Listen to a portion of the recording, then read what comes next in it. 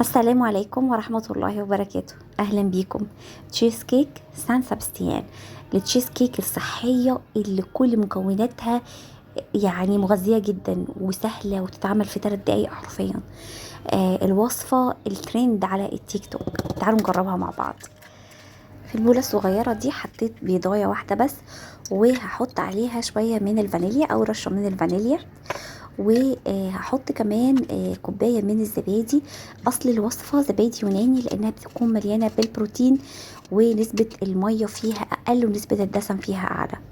ومعلقة كبيرة هرمية مليانة من النشا، وهي دي بس مادة الربط. معلقة كبيرة مليانة من السكر، لو حابينها هيلسي اكتر وصحية اكتر خلوها معلقتين من سكر ستيفيا، السكر المخصوص لمرضى السكر او للحمية الغذائية. او معلقة كبيرة مليانة من العسل النحل، يعني زي ما تحبوا، سكر بني، عسل نحل، سكر ستيفيا. في كل الاحوال هي معلقه سكر واحده، والوصفه او المكونات دي بتكفي لشخصين زي ما انتوا شفتوا. قسمت المكونات بتاعتي على بولتين بايركس، وحطيت زوقتهم كده بالعنب عادة ما هي بتتزوق بالتوت البري، ودخلتهم الاير فراير على درجة حرارة 160 لمدة ربع ساعة. بس كده ولا احلى. شوفوا بتطلع من الفرن منتفخة كده، مش من الفرن بقى، من الاير فراير منتفخة كده. و يعني زي ايه، بتتحرك كده لسه.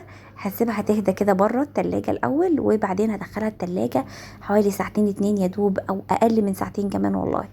وممكن في الفريزر نص ساعة بس، وكلوها بقى بالهنا والعافية. طعمها تحفة كريمية جدا، مش ممكن حد يتخيل ان الطعم الحلو ده طالع من الزبادي والبيض. رائعة وناعمة وكريمية وحلوة جدا. وممكن كمان تحطوا عليها اي صوصات انتوا حابين تحطوها، شوكليت، اي حاجة انتوا حابين تحطوها عليها تنفع جدا. وممكن كمان تحطوا قاعدة من البسكوت في قاع البولة اللي هتعملوها فيها.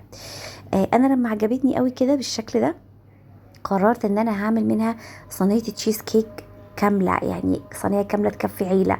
فضاعفت المقادير، ضربت المقادير دي مثلا في 4 كده، وابتديت ان انا احطها في صينية التشيز كيك. بس دلعتها شوية وعملت لها قاعدة من البسكوت. بتتقدم بالشكل ده، المثلث بتاعها بيكون مقلوب، بيتحط عليها كم كبير وهائل من الصوصات.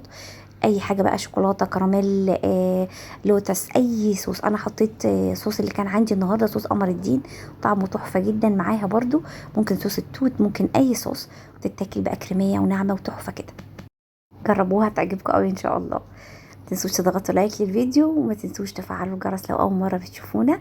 اشوفكم الفيديو الجاي ان شاء الله على خير. جربوها واكتبوا لي رايكم في التعليقات. باي باي.